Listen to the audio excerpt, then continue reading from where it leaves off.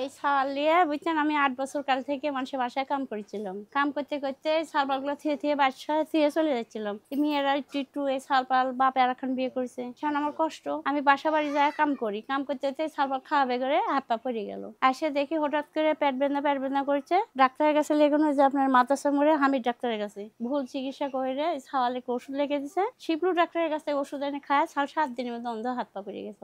একদিন হঠাৎ করে ছেলে আমার বলছে, মা চা খেতে পারবো না, তুমি বাসা বাড়ি কাম করে কতদিন খাওয়াবে, এর থেকে লাও পাখির ব্যবসা করি। আমি করছি কি পাখি? করছে কোয়েল পাখি। মানুষে বলে ব্যবসা করে, ওই করে তুমি আর আমি চলি। তা আমি করছি বেটা আমার আর কাম করতে মন যায় না, তাহলে আমি কোয়েল পাখি নিয়ে এসে মা বেটা নিয়ে বেশি কিনে খাই, তাও দিন অন্তর 1 কেজি চাল কিনে এনে ছাপাল নিয়ে মানুষ করে খাইতে পারবো। এই কাজ করতে করতে এই ছাওয়ালে একটা পাখি, আমি সাহেববাড়ি ব্রিজের কাছে 2টা পাখি নিয়েছি এক লোকের থেকে কিনে। আর এই শালেক দেখে ওর নাম্বার নিয়েছি, নাম্বার নিয়ে এসে এই শাল নিয়ে আমি বগুড়া যোগাযোগ করবো করে 80টা না 100টা পাখি নিয়েছি। নিয়ে এসে লগদের প্রতিবন্ধীর টাকা দিয়ে আনছেন না, প্রতিবন্ধীর টাকা দিয়ে নিয়ে এসে ব্যবসা ধরেছি। ইয়া করেন কিভাবে আসলাম? এই তো আমার খামারে চলে আইছি, খামারের কাছাকাছি। এটা কোয়েল পাখির খামার, এটা আমার খামার কোয়েল পাখির। অল্প কয়েক পিস আছে, পাখি নাইকো, পাখি আজকে আসবে, পাখি দেখবেন। দেখার পরিস্থিতি নাই, এখন অল্প কয়েকটা পাখি আছে। আজ রাতে পাখি আসবে, তারপরে গান কাল থেকে গান আবার পাখি আমার ঘরে থাকবে। এই যে অল্প কয়েক পিস পাখি আছে, ধরলে বুঝতে পারি যে এটা আমার কোয়েল পাখি, কোয়েল পাখির খামার। এই খামারে এখন বেশি পাখি নাই, ওই খামারেও পাখি নাই। আবার আজ রাতে আসবে, তারপরে আবার ব্যবসা হবে ইনশাল্লাহ কাল থেকে। হ্যাঁ, হাতে ধরে একটা একটা করে ধরে যে বেশি, যখন মানুষ অনেকে লেজ জবাই করে দিতে হয়, সেখন এইভাবে ছোট জিনিস একা একা হাতে নিয়ে জবাই করি। একদিন হঠাৎ করে মনে হলো বাইর বসে থেকে এভাবে কি করে কি হবে, কারো কাছে কিছু আমি চাইতেও তো পারি না, শরম লাগে। এজন্য মনে করেন হলো ওই প্রতিবন্ধী টাকা পাইছিলাম, প্রতিবন্ধী টাকা পাওয়ার পরে আমি এই টাকা দিয়ে শুরু করেছি এই কোয়েল পাখির ব্যবসা।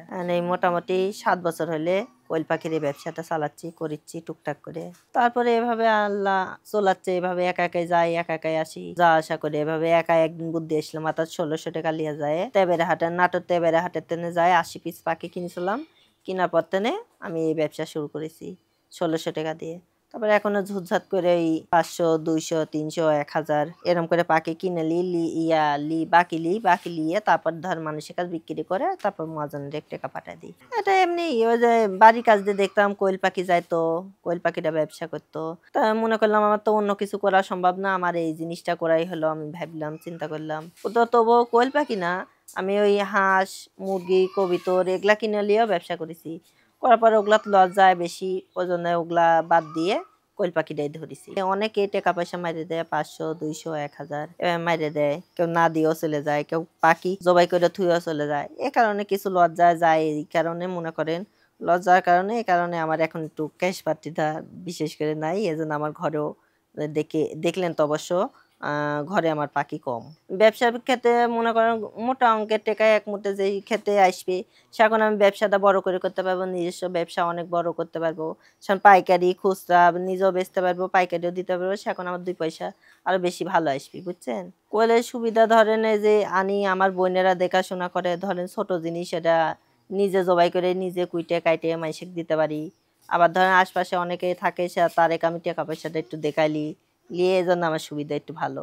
10-12 দিন আগে এক একটু বয়স্ক মিয়া 100 টাকার নোট দিয়ে 500 টাকার নোট করে আমার টেকাও নিয়ে গেছে, আমার পাখিও নিয়ে গেছে। এরকম করে, অনেকেই করে। না, এরকম কারোর কাছে এখনো কেন সাহায্য পাইনি, কেউ করে নাই।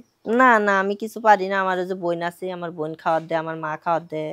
পাখি যাওয়ার টাইমে বাজার যাওয়ার টাইমে ধরে দেয় খাঁচাত, আবার আসার পর আবার ছাইড়ে দেয়, খাইতে দেয়, পানি দেয়। শুধু নাটোর নিচা বাজার আর তেবিরা হাট। ধরেন সকলে অনেক কাজের ভিতর ব্যস্ত থাকে, ধরেন দায়িত্ব তো আর শুনে না, সেটা আমি ওরে কাজ করবে না আমারটা দেখবে, সেজন্য ধরেন আমি কিছু মনে করি না। এই আল্লাহ যা দিছে এ দিয়ে খুশি থাকি। এই একদিন লজ্জা হবি, একদিন লাভ হবি, এমন করে ব্যবসাটাও চালাই যাচ্ছি।